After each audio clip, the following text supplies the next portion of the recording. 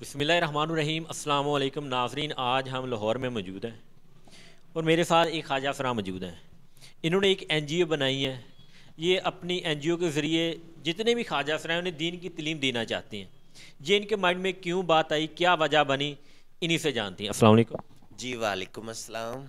क्या नाम है आपका? मेरा नाम शबनम चौधरी। शबनम चौधरी। शबनम चौधरी, हमारे माशरे में अक्सर ख्वाजा फ़राहों के साथ जुल्म ज़्यादती होती है, तो लोग इस तरफ तवज्जो नहीं करते कि हम दीन की तरफ आएँ। आपके माइंड में क्या, आपके साथ ऐसा वाक़या हुआ या क्या माइंड में बात आई कि आपने सोचा कि जितने भी ख्वाजा फ़राह हैं उनमें दीन की तरफ लेके ना? जी सबसे पहले तो हम इंसान हैं, अशरफुल मखलूक़ात हैं, अल्लाह के बनाए इंसान हैं।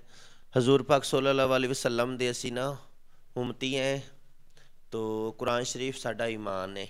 सानू कुरान शरीफ की तिलावत या कुरान शरीफ की तिलावत करनी या सीखनी एक बहुत बड़ी नेकी है, इस दुनिया ते भी ते आखरत ते भी।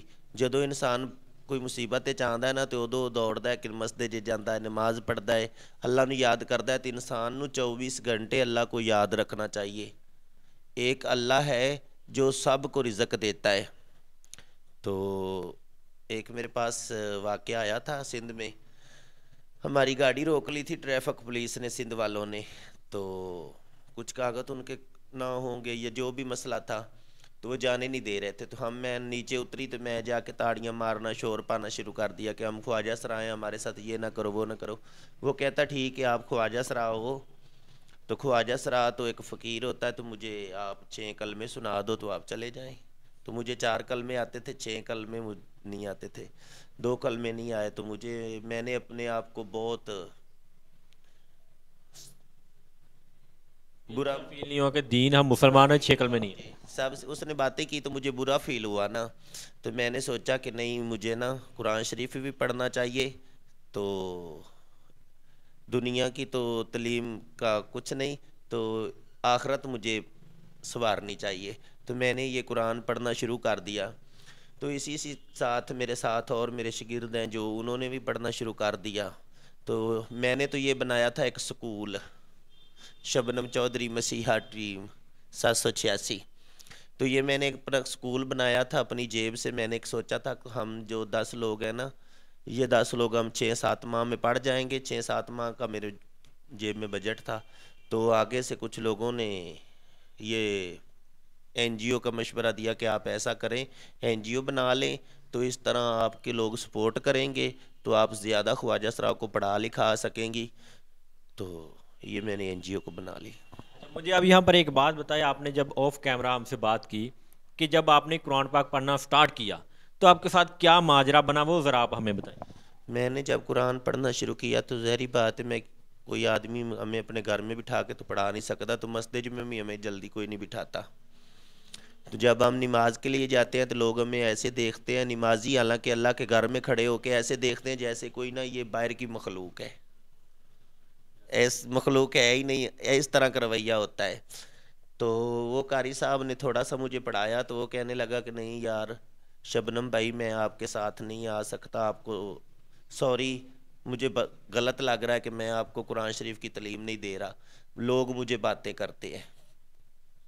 नाज़रीन, आप हमारे माशरे का ये अलमिया देखिए कि एक कारी जो बच्चों को दीन की तालीम देता है, लोगों को दीन सिखाता है कि इस्लाम आखिर सच में है क्या, इस्लाम की जो बुनियाद है वो क्या है। जब इन्होंने कुरान पाक पढ़ना स्टार्ट किया, ये अल्हम्दुलिल्लाह इंसान है, मुसलमान है। अल्लाह ताला ने मर्द को भी पैदा किया, औरत को भी पैदा किया, और तीसरी जिन्स जो ख्वाजा फिर अल्लाह ताला ने इंसान है, इनको भी पैदा किया। अगर कोई इसमें बुराई होती तो अल्लाह ताला पैदा ना करता। अल्लाह ताला की बनाई किसी चीज़ में कोई भी खामी नहीं है। लेकिन उस जो कारी साहब थे जिन्हें बताना चाहिए था लोगों को कि ख्वाजा फ़राह दीन की तालीम सीखना चाहते हैं, दीन की तरफ आना चाहते हैं, उन्होंने इन्हें मना कर दिया कि मैं आपको मज़ीद नहीं पढ़ा सकता क्योंकि लोग मुझे मजाक करते हैं, मुझ पर तंज करते हैं। तो उन्होंने इन्हें कुरान पाक पढ़ाने से मना कर दिया। हत्ता कि ये दीन की तरफ जा रहे थे, उनका फ़र्ज़ बनता था कि हम गैर मुस्लिम को दीन की तबलीग करते हैं। लेकिन जो लोग मुसलमान हैं लेकिन वो कुरान पढ़ना नहीं जानते, उन्हें अगर हम कुरान पाक सिखाते हैं तो और भी ख्वाजा फ़राह इस फील्ड में आते, पढ़ते, कुरान पाक पढ़ते, दीन की तरफ आते, और दीन की तबलीग का जो काम था वो तेज़ी से जारी होता। लेकिन उन्होंने मना कर दिया। अच्छा, फिर क्या हुआ? फिर आपने कैसे कुरान सीखा, कैसे कुरान किससे पढ़ती रही आप? नहीं, फिर ख़त्म हो गया मेरा यहाँ पढ़ाई, तकरीबन 2 माह तो फिर मेरी ख़त्म हो गई पढ़ाई। تو 2 ماہ کے بعد ایک لڑکا یہاں ہوٹل پہ آتا ہے کھانا دینے کے لیے، تو وہ کہنے لگا کہ آپ اس طرح پریشان نہ ہو، آپ کو میں قرآن پڑھا دیتا ہوں. تو اس نے مجھے پڑھانا شروع کیا، تو اب میں تقریباً تیسرا سپارہ مکمل کرنے والی ہوں. تو اور میرے ساتھ جو خواجہ سرا ہیں وہ بھی کوئی پہلے سپارے پہ، کوئی دوسرے پہ، کچھ لوگ ابھی قاعدے پہ ہیں، کچھ لوگ جمعے والے دن آ کے داخلہ لیا انہوں نے. ناظرین آپ یہاں پر ان کا شوق دیکھیے کہ جب ان کا قرآن پڑھانا وہ جو قاری صاحب تھے انہوں نے بند کر دیا تو یہ ٹینشن میں تھے، انہیں فکر تھی دین کی کہ آج اس دنیا میں کل کو مرنا ہے اور اپنی آخرت میں نبی کریم صلی اللہ علیہ وسلم کے سامنے اللہ کے سامنے پیش ہونا ہے، ہم کیا منہ لے کے جائیں گے. انہوں نے ایک اور شخص سے بات کی، وہ قرآن کا حافظ تو تھا لیکن قاری نہیں تھا، وہ پڑھا سکتا تھا، وہ یہاں پر جاب کرتا تھا، اس نے انہیں ٹائم دیا اور انہیں باقاعدہ دین کی تعلیم دینا شروع کی. ہمارے لیے یہ کتنی شرم کی بات ہے کہ جو ہمارے معاشرے میں یہ قاری صاحبان ہیں جنہوں نے لوگوں کو بتانا تھا دین کیا ہے، وہ بھی خواجہ فرام سے دور بھاگتے ہیں. کیوں بھاگتے ہیں؟ کیا وجہ ہے؟ کیا یہ انسان نہیں ہے؟ لوگ کیوں نہیں حقارت کی نگاہ سے دیکھتے ہیں؟ یہ بھی ہماری طرح انسان ہے. پاکستان کے علاوہ دوسرے ممالک جیسے انڈیا ہو گیا، دوسرے یورپ کنٹری میں، وہاں پر جو خواجہ فرام ہیں وہ لیکچرار ہیں، وہ الیکشن لڑتے ہیں، وہ قومی اسمبلیوں میں جاتی ہیں، اپنی حق کی بات کرتے ہیں، لیکن پاکستان میں انہیں کوئی حقوق نہیں دیا جاتا. مجھے اب یہاں پر ایک بات بتائیں کہ یہاں پر پاکستان میں تقریباً 300 کے آس پاس این جی اوز موجود ہیں. آپ نے این جی اوز بنائی ہیں، آپ دوسرے لوگوں سے کیا ہٹ کر کریں گے کہ لوگ آپ کے ساتھ جڑیں، آپ کے ساتھ تعاون کریں تاکہ آپ خواجہ فرام کو دینی تعلیم بھی دیں، دنیاوی تعلیم بھی دیں اور ان کے حق کی بات بھی کریں گے؟ میں نے نا، مجھے کسی ساتھ کوئی پرابلم نہیں، نہ میں کسی کے مقابلے میں ہوں.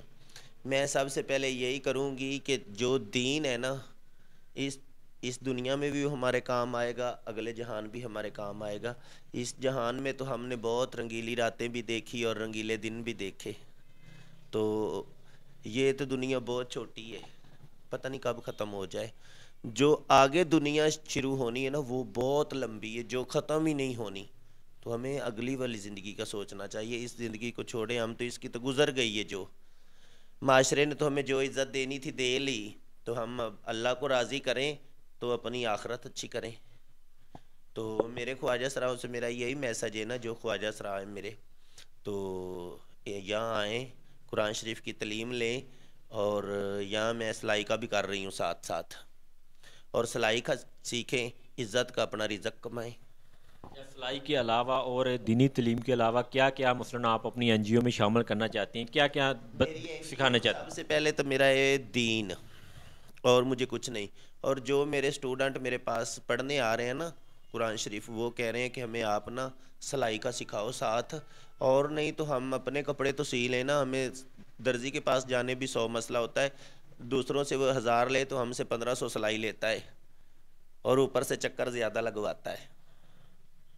تو یہ میرا ٹارگٹ ہے. انشاءاللہ زیادہ نہیں تو کچھ 10 لوگوں کی تو میں زندگی بدل دوں گی نا. ان کو قرآن شریف کی تعلیم دوں گی اور ان کو درزیوں کا سکھا کے تو ان کو کسی اچھے مقام پہ بٹھاؤں گی.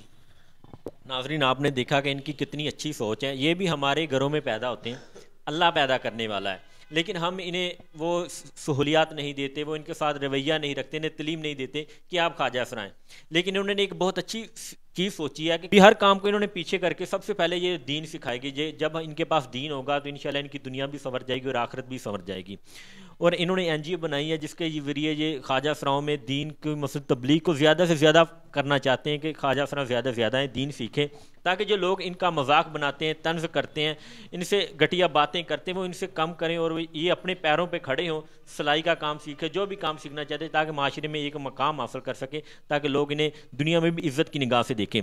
اچھا، کچھ لوگ ہوتے ہیں جو لوگوں کی مدد کرتے ہیں. جب آپ نے بہت اچھا کام سٹارٹ کیا ہے، اس کے لیے آپ کے اخراجات بھی ہوں گے، یہاں پر آپ رینٹ پہ آپ نے کمرہ لیا ہے، اس کے بعد قاری صاحب یہاں پڑھانے کے لیے آتے ہیں، وہ بھی پیسے لیتے ہوں گے، تو اتنے ایکسپینسز ہوتے ہیں. تو لوگ آپ اچھا کام کریں تو کچھ لوگ اگر آپ سے رابطہ کرتے ہیں کہ ہم آپ کی سپورٹ کرتے ہیں، آپ نے ایک اچھا کام سٹارٹ کیا ہے، تو آپ کے پاس کوئی نمبر وغیرہ موجود ہو تاکہ لوگ آپ زیادہ سے زیادہ آپ کے ساتھ رابطہ کریں اور آپ اس کام کو پورے پاکستان میں، لاہور میں نہیں بلکہ پورے پاکستان میں پھیلائیں. یہ بہت ہی اچھا کام ہے. انشاءاللہ میرا ٹارگٹ یہی ہے. میں نے یہ ایک نا چھوٹا سا درخت لگایا ہے، پودا لگایا ہے بالکل چھوٹا سا، تو میں اس کو نا ایک بہت بڑا درخت بنتا دیکھ رہی ہوں. تو یہ انشاءاللہ ایک بہت بڑا درخت بنے گا.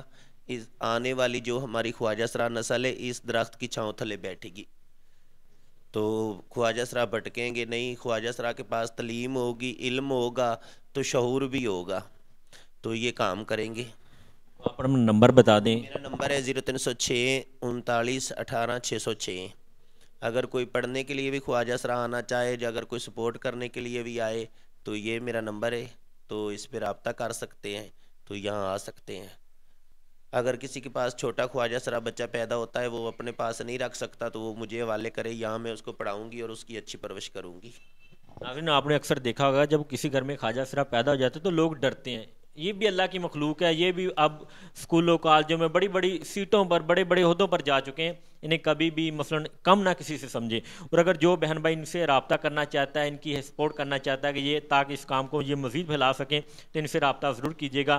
اس کا اجر یہ بھی نہیں دے سکتے، کوئی بھی نہیں دے سکتا، جو آپ کہاں ان کی ہیلپ کریں گے اور یہ دین کی تعلیم اپنے خواجہ سرا بہن بھائیوں کو دیں گے، تو ان کا اجر آپ کو اللہ تعالیٰ اس دنیا میں بھی دے گا اور آخرت میں بھی دے گا۔ اسی کے ساتھ مجھے دیجیے اجازت، ملتے ہیں کسی اور ویڈیو میں، دعاؤں میں یاد رکھیے گا۔ اللہ حافظ۔